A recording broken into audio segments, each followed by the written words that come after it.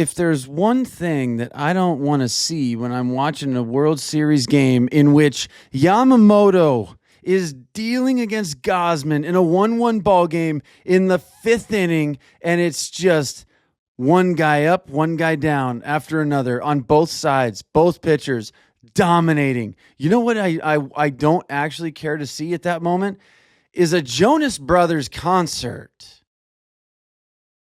That's what I don't want to see because I'm watching a baseball game, you know? This is a Hold My Ball podcast. Let's start the music right now because it wouldn't make a ton of sense if I got 10 minutes into this in a nice flow and then I started the music.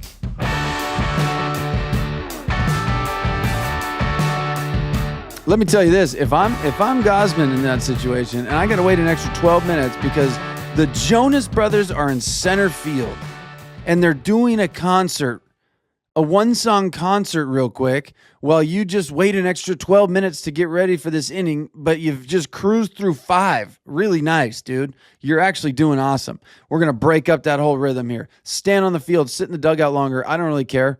Doesn't matter to me.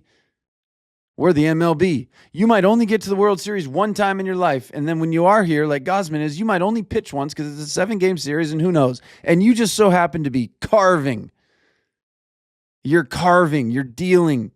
Things are going great. You get through the inning, okay. The next inning, you give up 2 tanks, and it goes from a 1-1 game to a 3-1 game. And I'm telling you right now, just for the principle of it, if I was Gosman, I'd blame it on the Jonas Brothers. Don't even care that it would be like, oh, there's a poor excuse. Yeah, sure it is. But you know what? I'm doing it anyways just to prove a point so that you could save some other pitcher in the future from dealing with some garbage like that in the middle of a World Series game. That's unreal. I got to calm down because that just pissed me off so bad. I'm a Dodger fan. I was happy to see them put the runs up. I was pumped on Will Smith's home run. I was extra pumped on Muncie's. But what are we doing? I'm a baseball guy over everything, a fan of the game. And when I see a concert take place mid-inning, mid-game, nah, pissed. It just really pissed me off. I know it's for a good cause. Cancer, all that stuff can be done at any time. Anytime. That could be done at any time before the game, after the game, when everybody's tuned in. Well, I don't know. Let's move on. Yoshinobu Yamamoto, dominant again. What do you know? I'm yawning. I'm yawning because it's almost like it's getting old, you know? That's just what you're supposed to do. It's almost boring how good this guy is. It's incredible. But again, I'm looking at it and I'm like, is it incredible? I don't think so. I maybe I'm the opposite. I don't think it's incredible. You know why? Because I grew up watching guys do that day in and day out. I grew up watching guys throw complete games because they were the pitcher that day, and that's what you do. When you're cruising, you're throwing well, you stay in the game. So that guy clearly trains for it, and he's ready for it, and he's prepared for it. If all pitchers tried to do that, they would do the same. I argue that hitting, it's probably easier to go complete game now because these hitters are not trying to hit for average. They're not trying to tax you. They're just trying to leave the yard. That's why it's so impressive that Yamamoto did this against the Blue Jays because the Blue Jays are the best hitting baseball team that's been in this league for the last 20 years. Maybe more. I don't know. They're very good. They hit. They're hitters with pop. Lowest strikeout rate in the league. I mean, God, these guys are good. And Yamamoto, he had some stress innings early. Not a lot of pitches, which was crazy, but stress it felt like there was traffic every single inning. And the dude is just a machine, which the Japanese culture obviously is way more disciplined than ours here in America. Incredibly disciplined when it comes to their sports. You watch their little league team, you watch all the way down. When it comes to sports, they are as disciplined as can be. And you look at his mechanics and they're beautiful and they're repeatable and they're so smooth and slow. I mean, he's got a 6-pitch mix that ranges from 100 miles an hour, 98, I don't know, whatever he tops out at, to a 70-something mile an hour curveball, to everything in between. This dude is the real deal. And you know what? It's funny because he's like the opposite of a Scooble who's the real deal, and also you're going to see him, you're going to hear him out there. He's going to be fired up. You can't miss him. Yamamoto's just like this robot, dude. Robot. But it's sick that he's like that. He's writing notes in the dugout. Not too many guys compare for me to Scooble and the mound presence, but Yamamoto does it in the opposite way, and I absolutely love it. It's like you go up there and you're just looking at a machine. A friggin' one bad call from the ump, couldn't tell. I'll look right at Yamamoto, watch him from the second he releases the pitch to the second the umpire calls a strike a ball. Couldn't tell. Don't know. The guy is a machine. And it's beautiful to watch. A very well-oiled machine, I will say that, because you could watch all 100 pitches that he threw tonight, and you're going to see the same exact repeatable mechanics. Gets a guy on base, same thing. Nobody steals. He's a 1.1 to home. You can't even steal on the guy. He fields his position. He's unbelievable. Do I think that it's incredible that he threw 2 complete games? Not really, because he's trying to do that. No other pitchers are trying to do that. At least not really. And in all honesty, with the way hitters hit these days, it's probably pretty easy compared to what it used to be.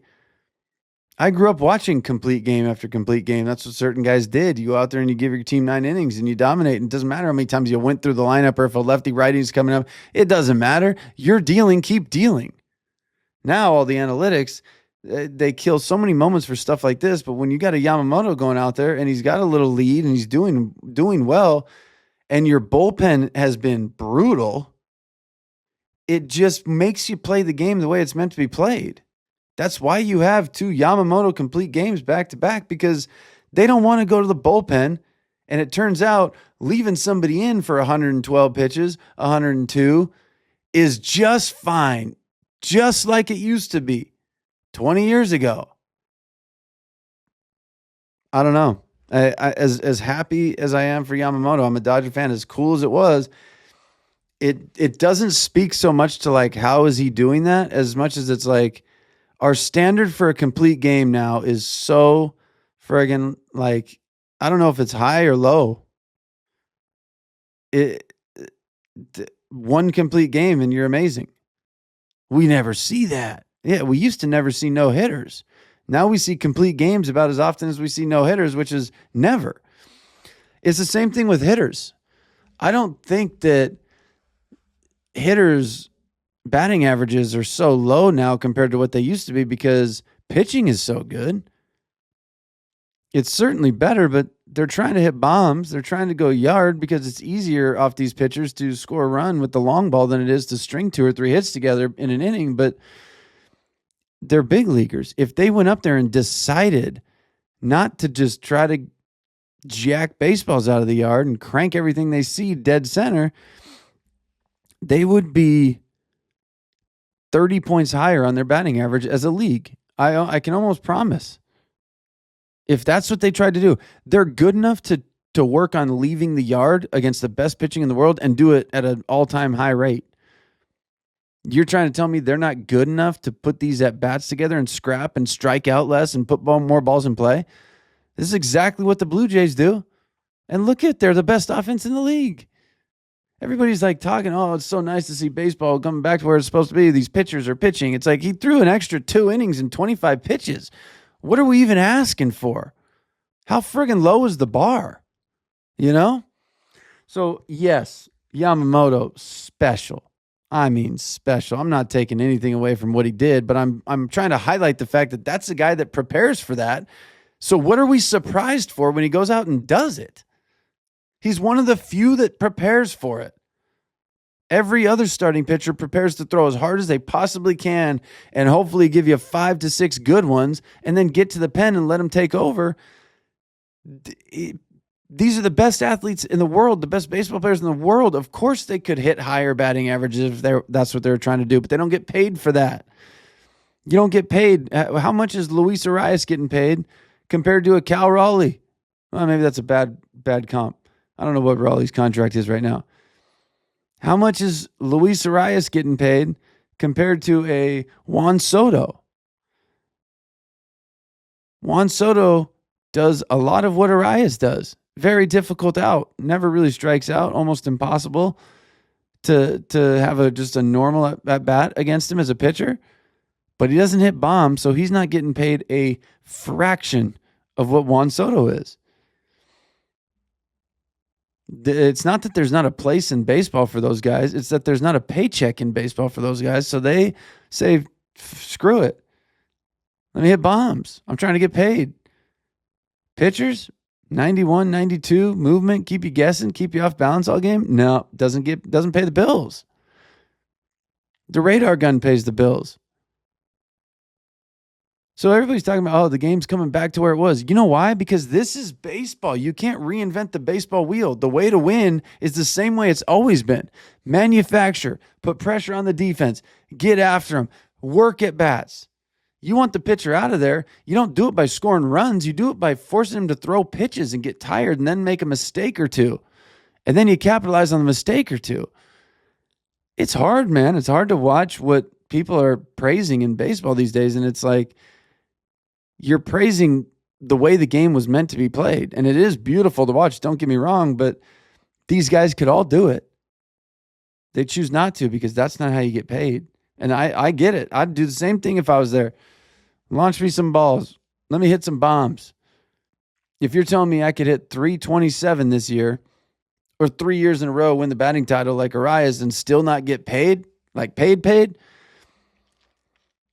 or if my bat to ball is that good, if my contact is that good, then yeah, let me drop a few points off the batting average and add 15 to 20 bombs and get paid. I'm getting paid. So is everybody. So we're paying for the show. We're not paying for the game. And that's fine. But you're seeing a better brand of baseball right now in the playoffs because once the playoffs rolls around, everybody in the playoffs is trying to win. So you will want to know, what is winning baseball? Watch baseball in October. That's as simple as that. That's what winning baseball looks like. It's simple. Okay, I don't know how I got on this big tangent, but to the series, I want to talk about game one. I didn't get to that. I'm going to do it real quick. I just want to talk actually about Alejandro Kirk because this at-bat that he had in the first inning against Blake Snell was a scrap, just a scrap, 10, 11, 12 pitches. I don't know. He ran his pitch count up. Then he comes back later in the game, and he does the same thing, scrap, and then he bangs a long single.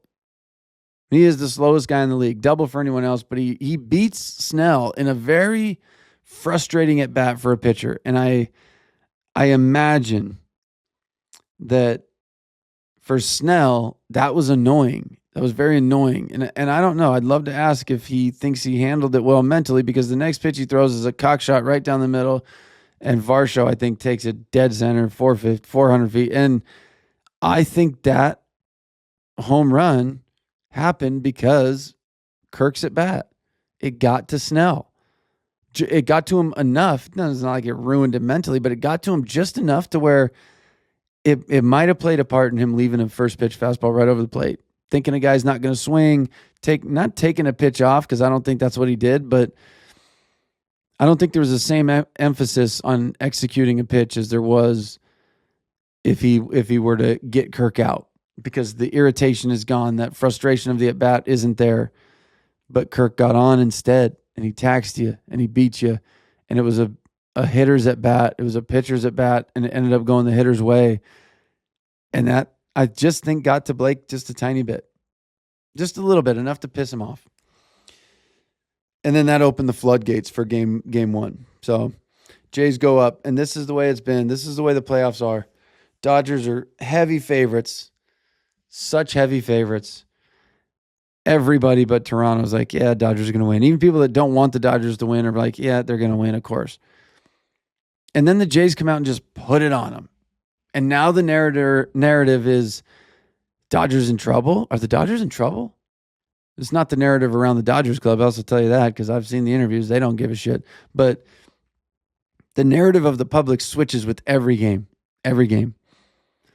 You watch Yamamoto dominate the best offense in baseball in their home park. And now what? You take a day off and you travel and you go to LA to see who? Glasnow and Ohtani and then Snell again? I mean, when does it end? They are a very good hitting team. You know that. I know that. We all know that. But it's going to come down to, can the pitchers execute like a Snell did for most of his outing? Actually, he didn't really even have a great outing. It was good, but not by his standards. Can you do what Yamamoto did? And nobody's gonna dominate quite like him. They can dominate a game. They might not do it quite like him, but can you do that against this lineup? And that lineup, when you see a guy like Yamamoto, can you figure him out in 9, in 7 innings, in 6 and 5? Can you get him out of there as quick as possible? It's a test of offense versus pitching. Same with the Dodgers. They're not scoring a bunch of runs. They swung the bat well tonight for a short period at the right time. First inning, picked up a big run. Will Smith, huge solo shot with 2 strikes. Muncy, huge solo shot with 2 strikes. And I want to talk about Muncy. This is 15th playoff jack, all-time Dodger leader. Unbelievable. That's awesome. And you know what is crazy to me is we all sit on the one thing that happened. And I say we all, but reporters. I talk about things, but I'm certainly not a reporter or an influencer, whatever. If I had Max Muncy down on the field after a game where he hit a huge insurance bomb, you know what I'm not asking him? I'm not asking him about how good is Yamamoto. We just watched. We all know. You just hit your 15th, adding on to your legacy of most playoff home runs by a Dodger. Congratulations. What'd you see in that at bat? Opposite field, 2 strikes. What's going through your mind? You guys picked up a big win today. Made a couple nice plays at third. I would ask him about, hey, Muncy, what the hell did you try to drag bunt for or push bunt for what appears to be the first time in your career? That's crazy, dude. When you get these guys on the field, I know they like to talk about their teammates and be nice. Just ask them. Kike Hernandez, watched him get interviewed. Yamamoto, tell me about it. Okay. He's unbelievable. He's a machine. He's awesome. He's very good. Very, very good. It's incredible. What do you see from Yamamoto? You know, what's he like? Well, he's good. He's good. And then finally they get to the question right at the end. Also, Kike, how does it feel?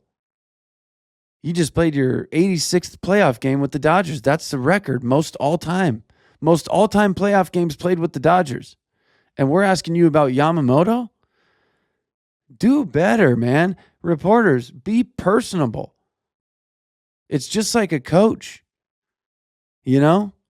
Here's the thing. When you coach a team, a baseball team especially, but any team, I imagine, you got to coach the team, the whole team. But you got to coach it as individually as possible. So if you got 25 guys on the roster, there's a team culture, there's a team mantra, idea, something everybody's going to get behind, but you got to get each guy behind the purpose based off what's going to get each guy there. The same thing that gets Max Muncy there is not the same thing that's going to get a Kike there. It's not the same thing that's going to get a Shohei there. And what gets Shohei there is not the same as what might get a Mookie there. So you got to do it individually. And reporters, do the same thing. Don't ask him about Yamamoto.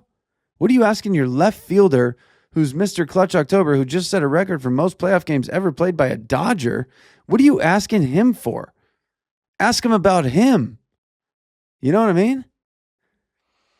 I don't know where this what feels like a very angry video came from. But that's just what it is. I'm actually very happy. Dodgers pick up a huge game. Vladdy continues to do Vladdy things. I mean, this dude's unbelievable. This is like my 85th yawn tonight. I should just wrap this thing up. Get on out of here. I love you guys so much. We are tied 1-1, day off today. You will be seeing this on a Sunday. Back to it on Monday in LA. You got Glasnow, and I don't even know who's pitching for the Jays, but I had the Dodgers in 5. I might have them in 6 now. Still tons of confidence in them. It didn't shake after game 1 because I knew. I shouldn't say I knew. I don't know anything. I assumed it was going to be a tougher series than everybody thought because the Jays bats, they hit the ball. So, that'll be that. I'm sure there's going to be some concert going on in LA before the game. Like last year, they rolled Ice Cube out there. Call me crazy. I don't like it. I just don't like it, I don't want to see a concert. I don't want to see the Jonas Brothers. I don't want to see anybody in the game. I don't want to see a rap concert, 3-song performance before a World Series game. I want to see Chris Stapleton sing the national anthem. That's what I want to see. And then the next game, I want to see Carrie Underwood sing it or somebody. And then the next game, I want to see Teddy Swims sing it. And then the next game, I want to see, I don't know, who else? Huh? Somebody good. Whatever. Give me Kelly Clarkson. Let's just keep it in the American Idol family. Just give me good national anthems, flyovers, a gigantic flag that covers the whole field, and then a baseball game. That's all I want. I know they're not catering to me, but I think I got to imagine I'm not the only one. And I don't even think this is an old head thing. Oh, old head, have some fun. Listen, fun for me is the beauty in that. The beauty in listening to a national anthem that can bring you to tears. It's so freaking good. It's not hearing the Jonas Brothers in the 5th inning. It's not watching Ice Cube and Fat Joe. What are we doing? What are we doing?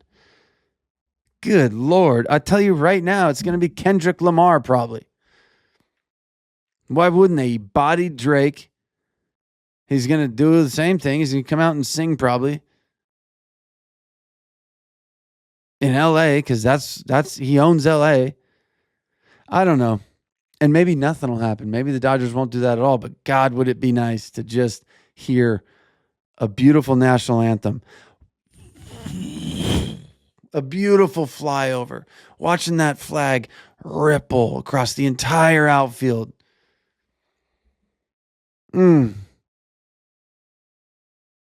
It's time for Dodger baseball. The Jonas Brothers. Yeah. This is the Hold My Ball podcast. Thanks for listening. If you've been here this long, like, subscribe, do all that good stuff. It helps. It's free. And that's all I'm ever going to ask you for is the free help because the free help is my favorite. I give you my thoughts and what I think about baseball. And if for some odd reason you enjoy listening to it and you want to help me out, likes, shares, all the simple stuff. So love you guys so much. We will see you. I got to throw this out there. Maybe I should have done it at the beginning. Tomorrow, Monday morning, I did an in-person interview with Yasiel Puig. And my goodness, was it fun? Was it crazy? Was it wild? It's about an hour plus of him telling story after story that you've heard, but you've never heard from him, and you never heard this version because you've heard the one that paints him a certain way. And my favorite thing I've ever done social media wise. This interview with Puig. It was transformative for me as a just a podcaster, let's call it. It was something different. It was a challenge. It was can I get this guy to open up and like me enough to talk to me freely? And truthfully, I think he would have done that with anybody, but it felt good to listen to him and watch him be comfortable and talk and tell stories that just need to be told. So, all right, that'll do it. Tomorrow, if you're watching this on Sunday, Monday morning, Holding My Ball podcast welcomes Yasiel Hui. Thank you guys for listening. This is the Hold My Ball podcast, and I will see you tomorrow.